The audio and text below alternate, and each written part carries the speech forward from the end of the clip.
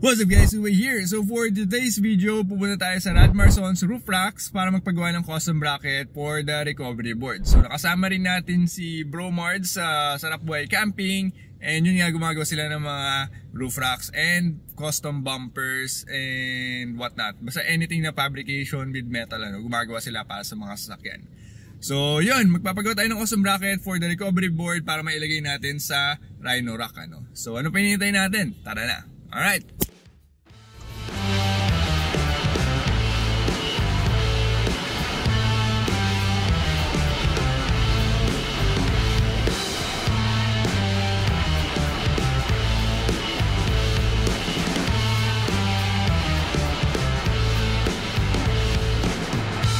Ito si Bro Mards, siya yung nakasama sa Sarap Buhay, and then ito yung shop niya, yung RMS. So yan, promote mo, sige bro, promote mo.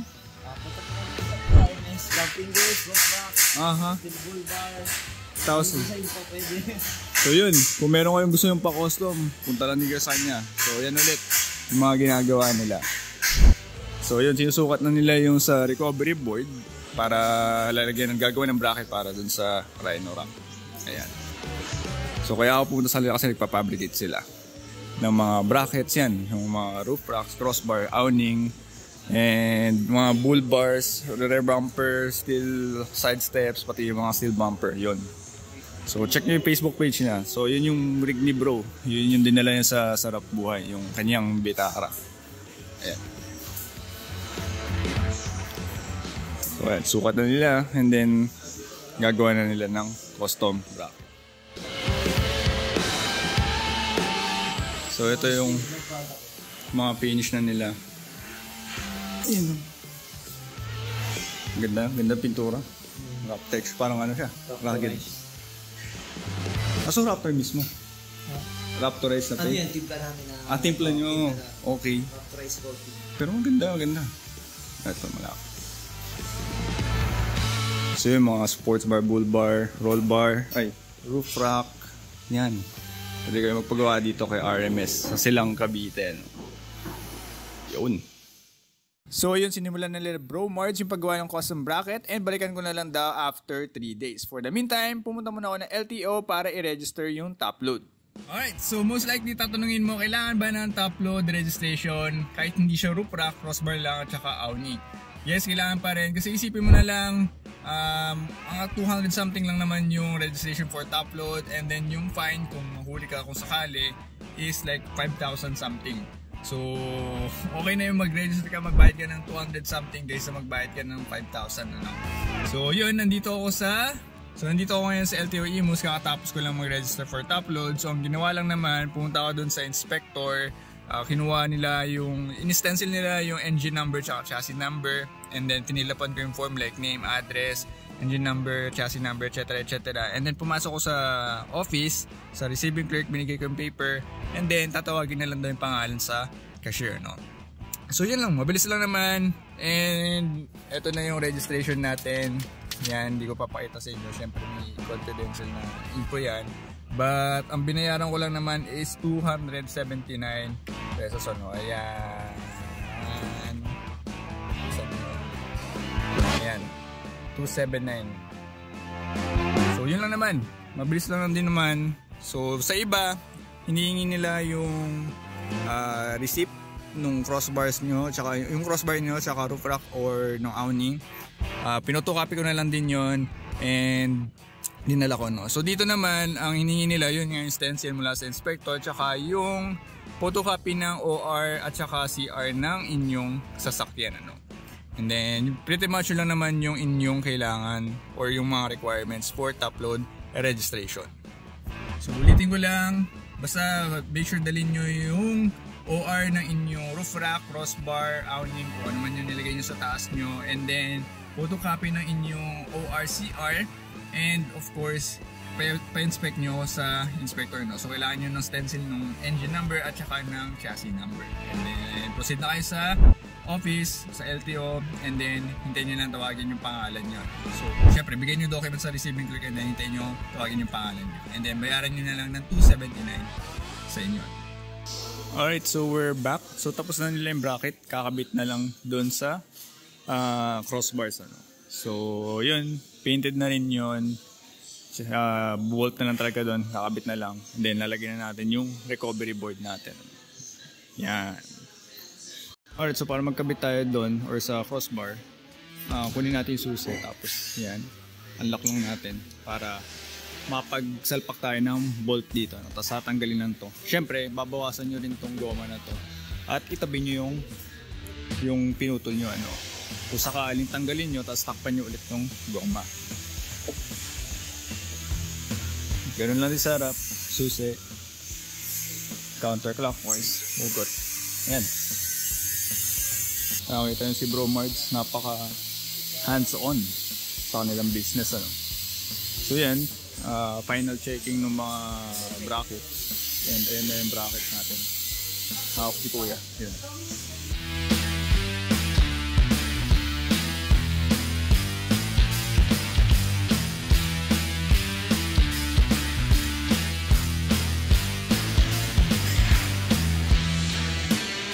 Alright, so habang kinakabit yung bracket, quick tour muna natin yung rig ni Bro Mards. So Suzuki Vitara. And of course, suspension na naka nitrogas na Ironman nitrogas. So before daw, nakakabit dyan na shocks is yung sa Fortuner. So kinostomize nila yung bracket niyan and kinabit yun. Then yun, nagpalit na siya ng Ironman nitrogas. Ano. So okay naman, pandurugan din daw. Hindi naman din ganun katagtag para sa Vitara. No? Kasi wala daw foam cell na Ironman para dito sa model ng Vitara. Then yung kanyang wheel and tire 28.9, so it's a 29 inches na overall diameter niya. No? So road cruiser na RA3 200. So size niya is 235/75 R15. Ano? Then of course, roof rack nila ng RMS and may awning ni siya. Putan natin sa kabila. Of course, yung front bumper or bull bar, syempre gawa rin nila dito yan sa kanilang shop. Ano? So meron siyang auxiliary lights, may fog lamps din sa baba, and of course yung kanilang awning. So Overland Camping PH yung awning nila. So nagsusupply din siya niyan dito. Currently alam ko meron siyang stock nung sa RZM na 270 degrees. Ano? So nandun yun yung kanina sa room na pinakita natin earlier. And of course, yun, alam niyo yung mga sticker na yan galing sa 4x4 Expo. Then yung pala, sila lang din nag-lift nito. May body lift at saka yung suspension lift. So almost 4 inches raw yung tinaas nung Vitara niya. No? So yan yung setup ni Bro Mards nung kanyang Vitara. No? Alright? So habang kinakabit yan, banggi ko lang din sa inyo, yung mga clients, meron din sila mga clients dito, marami actually, ng mga galing pa malalayong lugar. Like, alam ko na isa yung Cagayan ata. So isipin mo bumabiyahe sila para dito, yung mga roof racks ni Bro Mards. Ano? And then yun, usually iba, nag-staycation na dito. So yan, may staycation dyan, meron ding cafe dito, alam ko may kainan din sila dito. So halos kompleto, parang kung gusto mo talaga magpakapit ng roof rack dito, tapos kung malayo yung lugar nyo, ayun, merong staycation dyan, may kainan. Tapos habang ginagawa yung yung roof rack mo. Kasi usually yung mga kliyente daw nila, pumunta dito isang pamilya. So syempre, habang naghihintay, syempre hindi mababagot yung mga asawa, mga bata. Ayun, pwede silang mag-staycation dyan. And then isipin mo, malapit-lapit na to sa Tagaytay. So kung naiinip na talaga sila, pwede silang pumunta ng Tagaytay. Tapos habang ginagawa or kinakabit yung roof rack mo or kung ano man yung pinagawa mo dito sa RMS. So yun, staycation, may cafe. Alam ko may dadagdag pa sila, nakalimutan ko lang sinabi ng AirPods ni Bro Mards. Basta yun, halos parang kumpleto na dito. Ano? So ito, gagawin natin nilang parang hall. Kung naalala ko yung binanggit ni Sir. Ano? So yan, kinakabit na nila yung bracket. Ayan.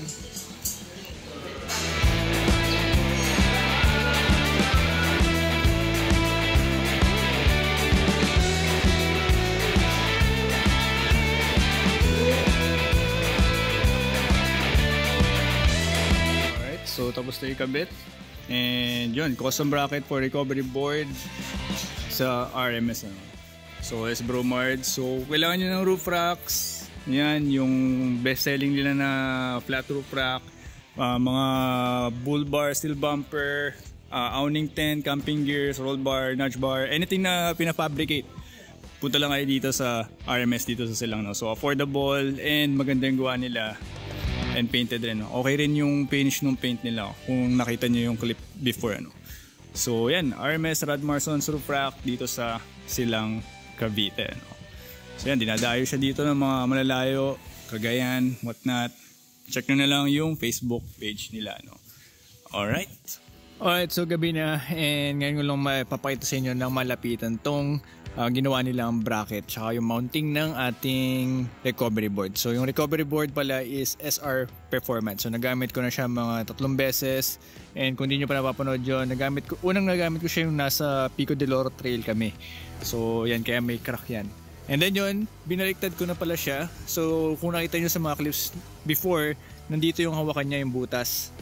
Nagproproduce yun ng ingay, kaya ang ginawa ko, binaliktad ko siya para dito yung hawakan yung butas para wala masyadong ingay. May ingay pa rin siya pagdating ng mga 100 kilometers pataas, pero unlike with yung hawakan na nandito sa harap, yun kahit below around 80 kilometers per hour pa lang may ingay siya.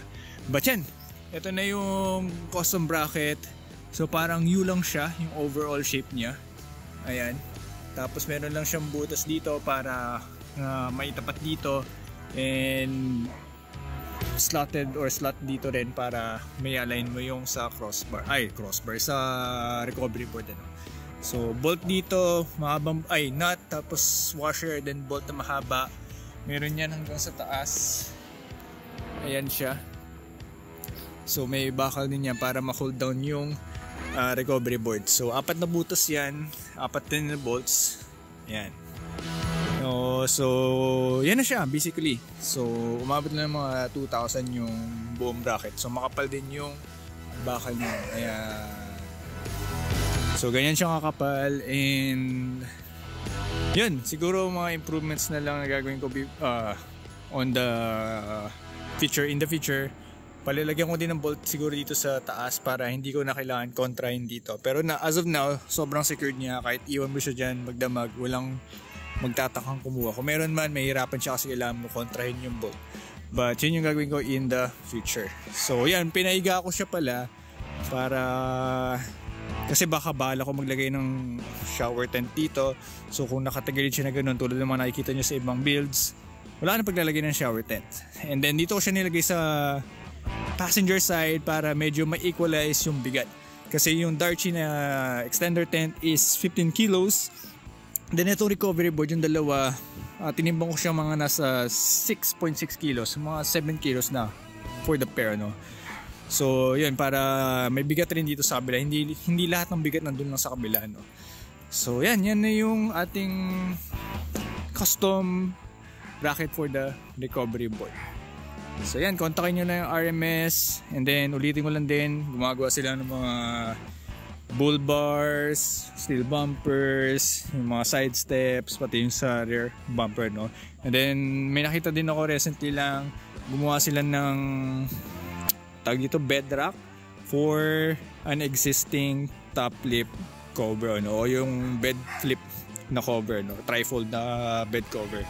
So yan, check nyo na yung page nila.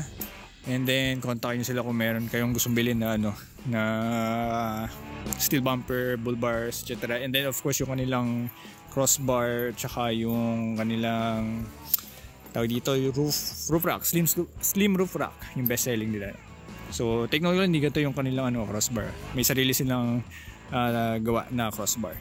So yan, that's pretty much it. That's a closer look nung ating custom bracket for the SR Performance Recovery Boards. Alright, so yan, kung di pa papanood yung awning vlog, better check that out para makita nyo yung specs ng Darche Eclipse na awning, ano. So yeah, sana na-enjoy nyo itong video to, nakatulong din to sa inyo. Don't forget to like and share this, and kung hindi ka pa nagsasubscribe, mag-subscribe ka na. So guys, thanks for watching and see you on the next vid. Bye!